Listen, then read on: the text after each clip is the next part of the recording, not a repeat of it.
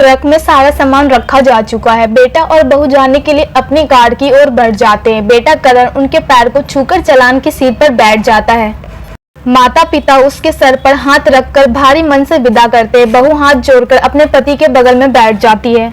कुछ देर में कार आंखों में ओझल हो जाती है। माँ सावित्री अपने चेहरे पर बह रहे आंसू को पोंछती है और पति के साथ धीरे धीरे कदमों से घर की ओर मुड़ जाती है। आज अपने दिल के टुकड़े करण को अपने से दूर जाते हुए देखकर सावित्री जी का मन भारी हो गया।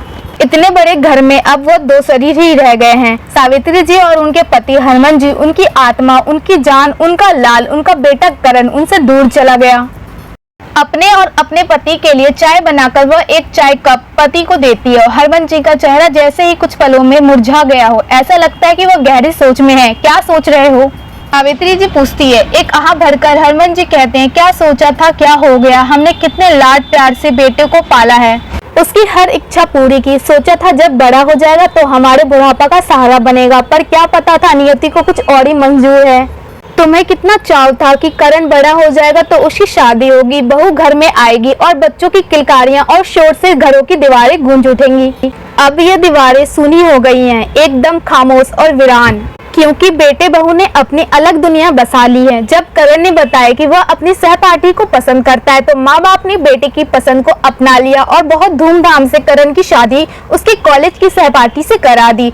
सुनीता सुंदर है, बड़े घर की लड़की है।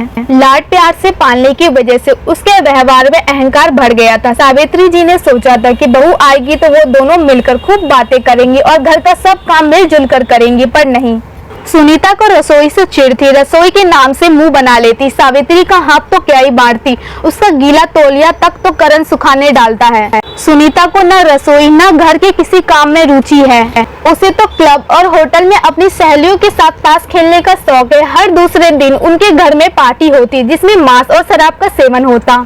बस यही सब सुनीता को पसंद था। ऐसा नहीं है उन्होंने सुनीता को नहीं समझाया, करण से भी बात की, पर सुनीता ने तो यहाँ तक कह दिया कि अगर उन्हें सब कुछ अच्छा नहीं लगता तो वो अलग हो जाते हैं। उन्हें उम्मीद थी कि उनका बेटा तो बहू को समझाएगा, पर वो जोरू का गुलाम ने सुनीता को समझाना तो दूर उसका साथ दिया।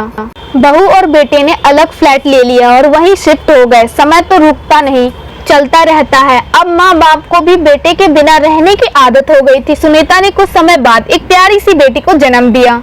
अपनी पोती को देखने गए तो हैरानी हुई। पोती को तो आया ने अपनी गोद में लिया है और शीशा से उसे दूध पिला रही है। सावित्री जी का मन में तो हुआ कि कहे, बहू कम से कम अपनी बेटी को तो अपनी गोद में लेकर उसे अपना दूध पिलाया करो, उसको माँ होने का एहसास तो दिलाओ, पर वह कह न सकी। जानती थी अभी बहू खरी खोटी सुना देगी। इतना अरमान था कि अपनी पोती को बड़ा होते देखेंगे, उसके साथ खेलेंगे, पर उनका सारा अरमान बहू की जिद और आधुनिक विचारधारा में बह गए। एक दिन रात के करीब 3 बजे हो गए। दरवाजे की घंटी बजती है। अब कौन हो सकता है? हरमन जी ने दरवाजा खोला तो देखा कि सुनीता दरवाजे पर खड़ी रो रही है, साथ में उनकी पोती भी है। क्या हुआ बहू, रो क्यों रही हो?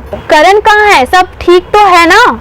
हरमन जी बहू को इस तरह देख परेशान हो गया। उन्होंने प्रश्नों की बौछार कर दी। पिताजी करण का एक्सीडेंट हो गया है, वह हॉस्पिटल के आईसीयू में हैं। सुनीता ने कहा तो हरमन जी सन्न रह गए। सुनीता ने बताया कि रात को एक पार्टी से आ रहे थे। करण अपने दोस्त के साथ दूसरी कार में था। कार एक दोस्त चला रहा था, उसने कुछ ज्यादा ही पी ली थी। एक ट्रक के साथ उनका एक्सीडेंट हो गया। कार में बस करण ही बचा है, बाकी 3 दोस्त की मौके पर ही मौत हो गई। जीवन ने एक और करवट ली। कल को क्या होना है कौन जानता है। सावित्री जी और हरमन जी जैसे माता पिता की प्रार्थना रंग लाई। करण 3 महीने के बाद जब ठीक हो गया तो हॉस्पिटल से हरमन और सावित्री जी को बोले, बेटा अच्छा हो गया, कल उसकी छुट्टी हो जाएगी, हम चलते हैं, अपना ध्यान रखना। सुनीता बोली, हमें नहीं साथ ले जाएंगे। हरमन जी और सावित्री जी ने उन्हें अपने अंग से भर लिया। आसमान में संध्या से लाल लिमा से मौसम सुहाना हो गया। उड़ता पंछी शाम को अपने घोंसले में लौट आया। घर की रौनक वापस आ गई। दादा दादी हर वक्त पोती के साथ खेलते रहते। ऐसा लगता फिर से उनका बचपना वापस आ गया। सुनीता हर काम में सास का हाथ बटाती। सुनीता ने महसूस किया जिंदगी कितनी खुशगवार हो गई। दोस्तों, आपको ऐसी कहानी देखने के लिए मेरे चैनल थिंक विद ब्रेन को सब्सक्राइब कर लें। Thank you for watching the video.